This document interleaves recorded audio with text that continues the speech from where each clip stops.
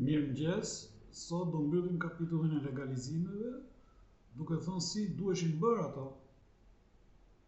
që jo vetëm mos të shkonin 600.000, sikur se janë sot, por edhe të ishte hapur rruga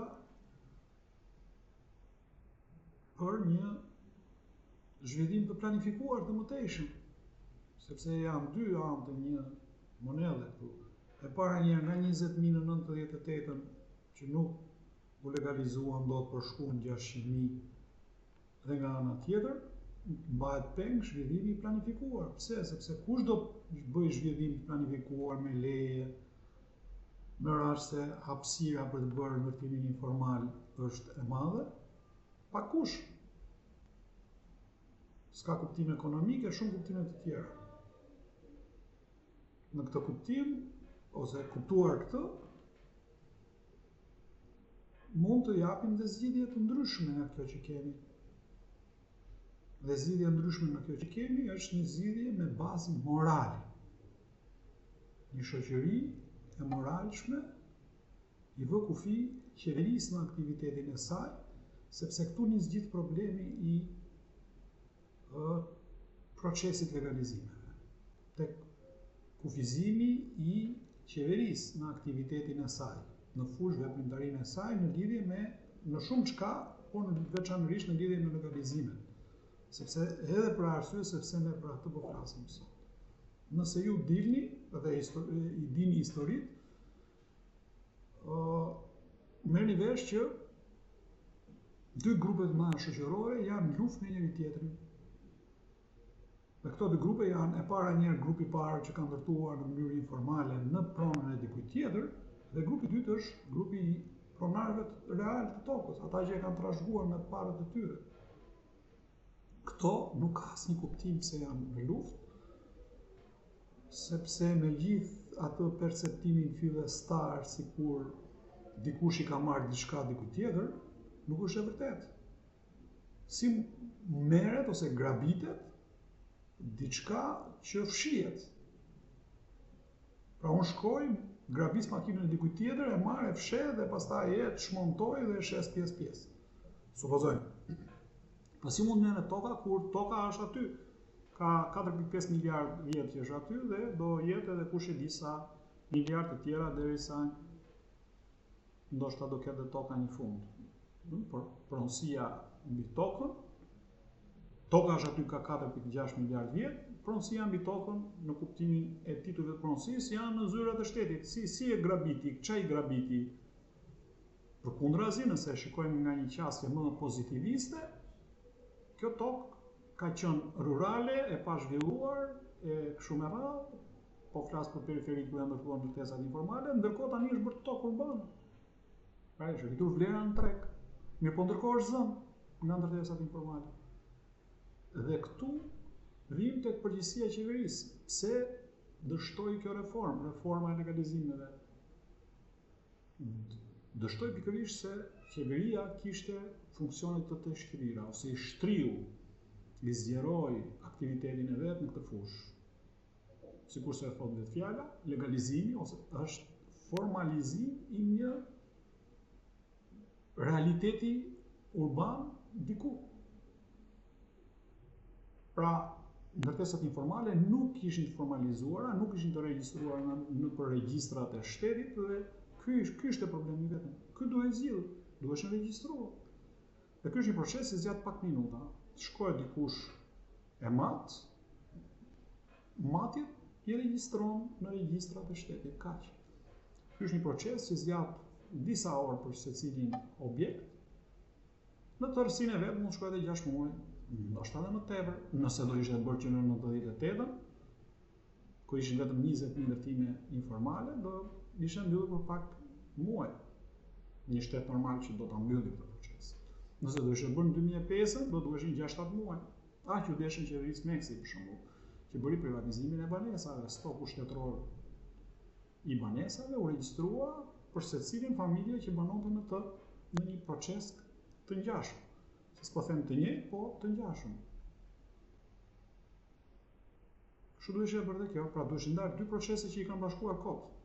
Procesi i formalizimit, njohjes se kjo godina ekziston dhe regjistrimit të saj në zyrat e regjistrimit të pasurive të patundshme, si pasuri e patundshme e asaj familje si ka ndërtuar informalisht, me pjesë tjetër që nuk kishte punë pushteti fare. Privatizimin, përse pari shtetëzimin e tokës nga pronari, tokës ku e zën nga ndërtimet informale, dhe privatizimin e saj në emër të familjes që kishin ndërtuar informale së bashku me formalizimin e ndërtesës. Kjo është të zgjerosh kompetenca dhe ta fusësh gjithë sistemin në ngërç, sepse Herbert Spencer dhe shumë autorë të tjerë para dhe pas tij na kanë mësuar që kur shteti bën gjëra që si takon t'i bëjë, në fakt ç'a bën? Lë pa bërë ato që duhet bëjë. Dhe kjo është arsyeja që akoma nuk janë formalizuar ndërtesat dhe përgjatë kohës që nga 98 ku ishin 20.000 dhe tani janë 600.000, ato janë shtuar me 580.000, po bëjnë një parafërsim, se mbase nuk janë shifra shumë të sakta këto, po ja gabuam me 10-20% që ndodh, po ta supozoj. Diferenca është e jashtëzakonshme. Dhe përveç saj, sikurse e nisa, kanë futur shoqërinë në sherr në ajër, këto dy grupet e mëdha shoqërore. Duket sikur janë armiq njëri tjetrit, por nuk janë. Nuk janë sepse prona nuk mund grabitet, toka mund grabitet. Mund të pushtohet, po jo grabitet. Toka nuk merret dot në shtëpi. Ndërtuesi informal nuk është se e fshet dot tokën.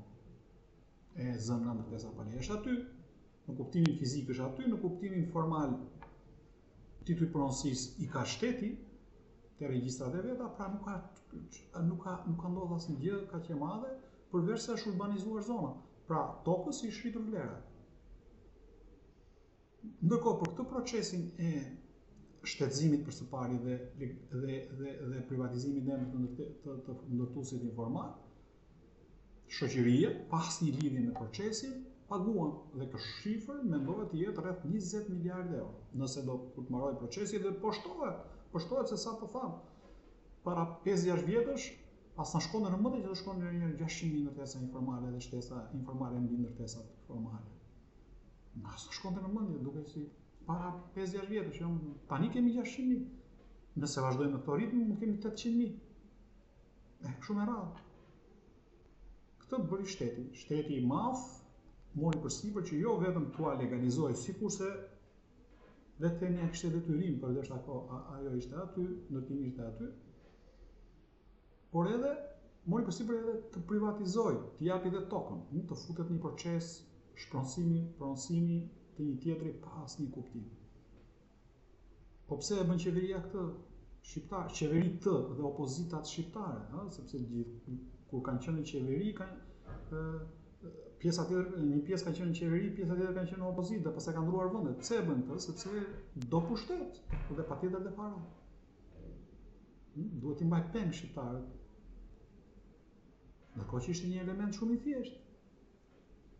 Ishte i thjeshtë atëherë në 98-ën, ishte pak më i komplikuar në 2006-ën, është katastrofikisht më e vështirë sot nëse nuk ndrojmë qasje, nëse nuk vim në terma të moralshëm, ku të vendosin të gjithë qytetarët të barabartë para kushtetutës, para ligjit. Edhe në kuptimin e shijimit të punës, frutet e punës, ose frutet e trashëgimisë. Pra, nëse duam një zgjidhje për të mos u zgjatur, kjo është. Për së pari përjashtojmë shoqërinë, që të përjashtojmë shoqërinë që paguan taksa dhe me këto taksa bën një veprim që si intereson fare, s'ka asnjë impenjim ndaj tyre, s'duhet të ketë asnjë detyrim ndaj tyre. E shtetëzon pronën e dikujt për t'ia dhënë dikujt tjetër, është pa precedent kjo. Por përfitojmë edhe mbyllim procesin. Mbyllim procesin një herë mirë se u zgjat shumë. Ky është propozimi im. Pra, përjashtojmë për së pari shoqërinë. E lokalizojmë gjën vetëm midis dy palëve të cilët dikush ka ndërtuar te toka e dikujt tjetër. Pasi kemi përjashtuar këtë si hapi i parë, hapi i dytë është qeveria të riqet edhe nga procesi i shtetëzim privatizimit dhe ja lënë në dorë procesin e marrëdhënies midis dy bashkëpronarëve në një zhvillim, tregu të lirë. ose gjykatës. Dhe kështu fitojnë të dyja palët. Pra sa kanë investuar. Pronari i ndërtesës fiton ndërtesën, pronari i tokës ka tokën, sepse kështu e ka. Duke si ta ontologji vetëm ta thuash, pronari i tokës ka tokën. Në rastin e një zhvillimi që është shumë i shpejt në këto zonat periferike, qendra e Tiranës, qendra e qyteteve të mëdha kanë arritur kapacitete jashtëzakonshme e zhvillimit dhe nuk mund të zhvillohen më, nuk mund të densifikohen më, pra zhvillimi, urbanizimi, rizhvillimi do të shkojë në periferi. Ka filluar, po shkon në periferi. T'ja lëm tregut. Nëse në këtë bashkimin e tokës së dikujt me ndërtesën e dikujt do ndërtohet një ndërtesë më e madhe, të përfitojnë të dyja palët. Dhe që s'është problemi i shoqërisë fare këtu. Përfitojnë të dyja palët dhe ja hiqet një barë për miliardë e miliardë eurosh nga kurrizi i shoqërisë. Dhe i lëhet kapitalizmi funksionon. Kjo është zgjidhja. Dështuam, e tham, në 98-ën, dështuam në 2006-ën, tani sa po morëm vesh që kemi edhe 300.000 ndërtesa të reja. Ndoshta ka ardhur koha, unë besoj që duhet urgjentisht të ndryhim në këtë ndryshim ligjor dhe pastaj praktike të procesit të legalizimit. Këtu e mbyllim legalizimet, duke shpresuar që adhash shihen të paktën të qasjes që do kishte urbanistika e moralshme, se shumë e rëndësishme, e moralshme në këtë çështje. Miru pafshim, ndoshta shihemi nesër